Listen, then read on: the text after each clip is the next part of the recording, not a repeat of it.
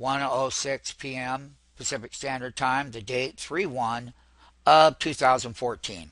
We are starting part 2 of the S&P 500 index from the special anniversary from the calendar 2009 lows. And one of the things that we're going to say and show you is just how deep and long that this bottom that we put in on the S&P and how oversold we were from the financial crisis. 666.85. That's not a very favorable number. Of course, I don't like that number, but Wall Street has liked it. And what ended up happening when corporate of America was on their knees and their deathbed and the housing crumbled and all the stuff that happened, all the stimuluses that were put in and all of the foreclosure market and getting rates down lower, and then once again creating a stimulus package that has gone from 2009 under the Obama administration. Remember, in part 1 we were talking about going back as far as 1996. We're just focusing on the weekly chart. One thing I am going to do is show each one of these. When we made a high, we had pulled back, but only to make another percent level higher. And then 2011, we had that major wall of resistance. But let us not forget, during that bull run here, we came down dramatically again. And then we ended up making a low, which was higher than the previous low, also connecting to that line. Then here's what happened in 2012. They rally up. However, in the summer of 2012, and just remember everybody, this is a weekly chart. Now, I will show the exact points. This was one of the bigger corrections that we had. One of the things that each time we put that low in, I want to talk about the percent level higher on the highs and how every single move that happened, particularly right here in the 2012, we went straight up. And we did. And here's where we were, just so you know. That was on 325. Once again, it's 318 here. But once again, it's that March movement that started right here. Again, stay with me on this because here is the 3-4 March. And we're making the highs right here. Now, unlike any other time, we have a big pullback on that S&P, which was pumping in a narrow range high at 141400. Now, what ended up happening is the bull lost control severely because from that peak that I just said, we went down to 1277 on the S&P in May, which was a great short opportunity, and the bear was still in control in the shorter time price series. Now, one of the things that's very interesting is each time that we made those lows, we made higher highs again in the longer term bull that was in. So what ended up happening is we were at the highs, just as I said, 1424 on the S&P, and we came right down. And remember, that's a long-term trend line that goes up, and we made the low. And guess what? That was 1270 on the S&P. But every time that we went a percent level higher and broke out, we broke out to higher highs. 1483 was a major high. But listen, the bear got in control. We came down and we hit this long-term diagonal line and we rallied up. That means what happened in 2012, all of the rally went away. It had that big pullback. The bear had it. The bear had it here too. Now, let's not forget about one thing. Once we put that low in this saucer type pattern, you can see, and I will go ahead and blow up what 2012 was, just from this last high peak. This is what it looks like right here. Okay? And it comes down, it hits that long-term trend line. So, we get to where we bounced, where stocks are very favorable in what time period? November, December, Christmas rally, Thanksgiving, then stocks in their mindset go higher up until May. That's the old myth that they use in their world. However, our world is quite different. Now, we're going to focus on what the S&P did in this movement on a weekly level. This was the beginning of March that we had went back over in the calendar 2012. Then we start out here on 1/6. We started out with an opening high of 1466. Now just remember, that high of 1472 had a pullback to the low of 1451 and a close at 1472 on a weekly level. But here, we got a weekly buy signal on their standard deviation technical unit called the MACD. And these narrow range movements with rising weekly movement averages supporting that narrow range volume, because when those weekly moving averages, the 10-week moving average, right here, the blue line, you have the 20-week going up, you have the 40, and most importantly, that longer term moving average, which is the 100-week and the 50-week, were all rising in value, supporting that bull. And when we started the weekly ranges down here on 4/21 of 13, we had a top to low of 44 points. So each weekly range was also getting more of that bull side into this market. Now, here's the deal in 2013. Just like we did in part one, it looks and appears that it's very, very bullish at this very point in time, because each one of these peaks, well, listen, the shorts, the bear was in this market. They all had to buy to cover because they were losing a tremendous amount of money in this whole cycle. So basically, when these little pullbacks occur to support, it's always met with another high. Even though that each high was done on a weekly level, every dip that we had was met with a buy in this 5-year bull, meaning that we were 1687. We hit a high of 1703 on 10/6 of 2013, because we did. But now listen, the low on that 20-week, which was at the time 1664. So every test to the 10 and the 20-week was met with a bigger following week, and that the range from the bottom up was 50 points. Then we get up to the high and we get narrow range all the way up here to 1800 as we close out the big bull year for that calendar, which was a big breakout from year 2000 to 2012 lows. And the way that that January moment had happened for the bulls is, so far they got 30% out of that run. And I am going to tell you something right now, and I want all the MMTs and our worldwide traders that are with us, is that the interpretation of the S&P appears to be very, very bullish. Why? Well, we were overbought, and we told everybody back in December that the price volatility, both to the upside and also to the downside. What ended up happening before is that you weren't getting that in 2013. It was basically parabolic up. Yes, and your pullbacks were very light, but each one was met with a new high. Now, we're going to talk about the 2014. We've already got all the live analysis on stockmarketfunding.com. Now, everybody, stockmarketfunding.com is not like all your other websites. No, we do everything before the fact, just like we're doing you now.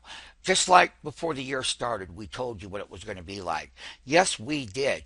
And all you got to do is put the S&P 500 index, put it in a search box, and click go.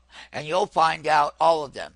As a matter of fact, you'll find down here that all you have to do is type in the S&P 500 here.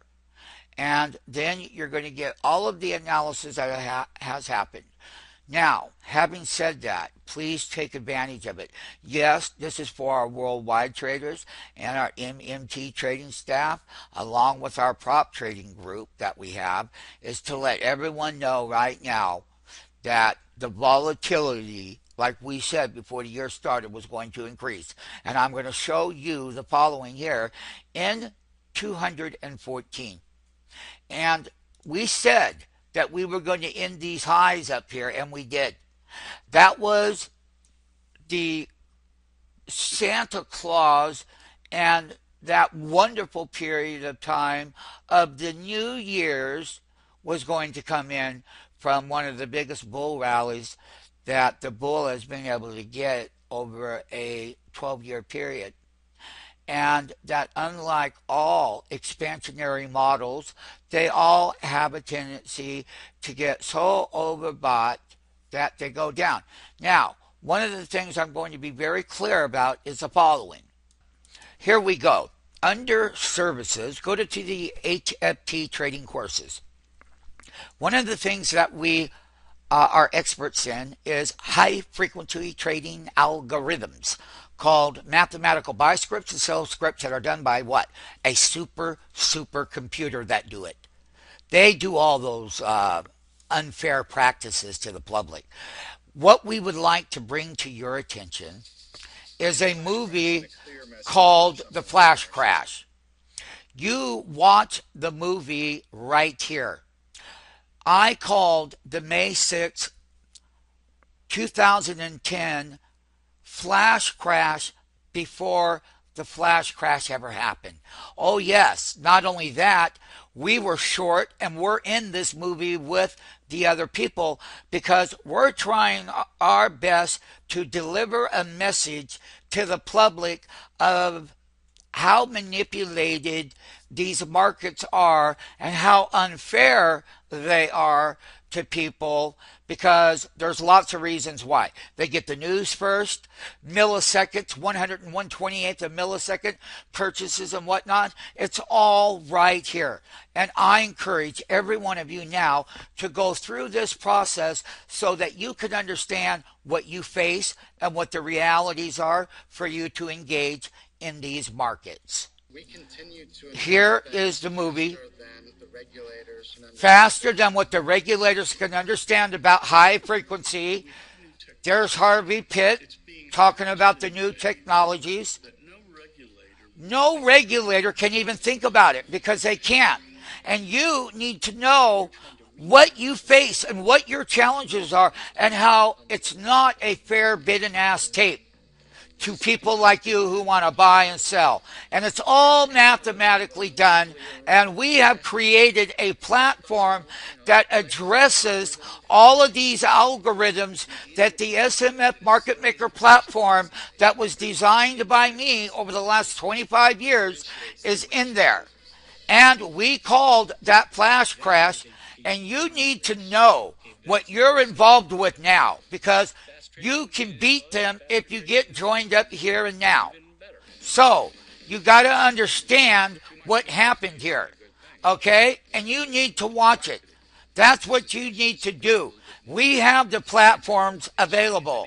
They make a tremendous amount of money, and one day it's going to blow up, just like we said in May 6th of 2010 before the fact.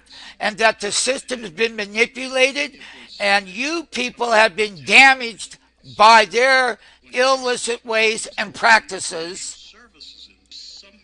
There is something extremely wrong. Harvey Pitt was the old chairman of the NYSE. You got 20 million. Look at all of their servers and everything that they're using. You need to know what it is and how you can beat it, because you can do that here. These are all mathematical scripts. We built the platform specifically for you to get involved now. I buy 1,000 shares here, sell 1,000 shares there, and I can do it within milliseconds that the human eye cannot even keep up with the speed that is used. They're not following the rules. And what they're doing is that the regulator needs to regulate this and remove these high frequency algorithmic bots that do buys and sells that nobody can compete with unless you know where the mathematical entry and exit is going to be. Remember, the Dow dropped 1,000 points in 18 minutes, and it's live and it's here, and this is what we do. One of the things is that I was short.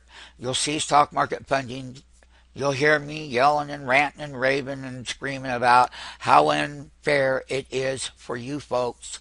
And it's a practice that is not legal. It's not fair. It's not balanced. You people have a right to make money in the stock market, but you do not need to be manipulated or used and abused any time anymore. You'll see stock market funding in the credits. I was short that day. I have it live right here. I called it before the fact, and it's all proved right here and now. And you'll see my charts, SMF charts in there. You'll hear me talking about what a capitulation is, and that capitulation was a dishonest event. The most advantages we can offer you is the mathematical platform that tracks those high frequency algorithms that are in the stock market funding platform. Not only that, if you want to open an account, you're welcome to do so. Yes, you are. And yes, you're going to get buying power. Open an account here. Get started today. Read what the FINRA rule, 2520 rule is, pattern day trading rule. Look at, you will get leverage buying power from the resources that we have and whatnot. That will be done with Viking Capital. Read it. All your questions and everything will be answered during that 5-day period. And once again, we're here to empower you. Here is what we're going to do. We're going to introduce to the world again, and all of our traders worldwide, US wide and other countries that are with us. We made that big move when the put option started on 122. They were $20 a contract. And when we had that pullback in January, these contracts went to the high of $80. Now, if you had 5 contracts and you sold them, you would have paid $10,000 for the trade, but you would have bought them at 20 and sold them at 80. That's a $30,000 trade during that pullback from the overbought. That means that when we started January, we told everyone that we were going to have a nice pullback and we were long due. We also said that would be between, let's say, 5 to 7%. And just remember, here was the high on 1.5.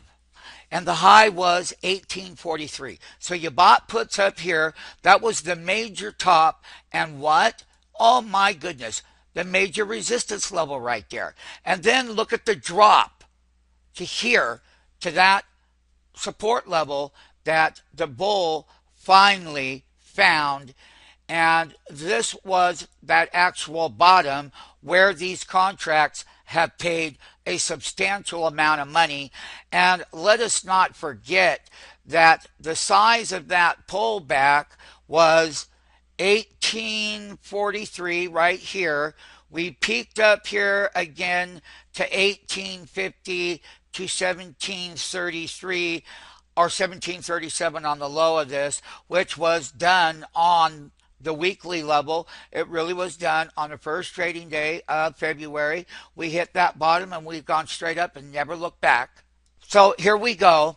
That correction, which was long overdue. We haven't seen a January start like this forever now.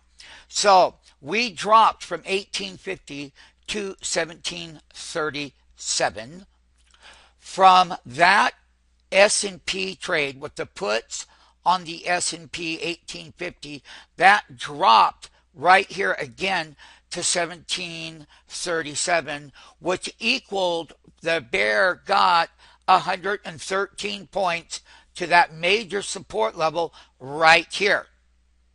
Here we go. Now, back to the put side of the market. When buying that $1,850 put, we made a boatload of money. The low of the put, once again, was $20.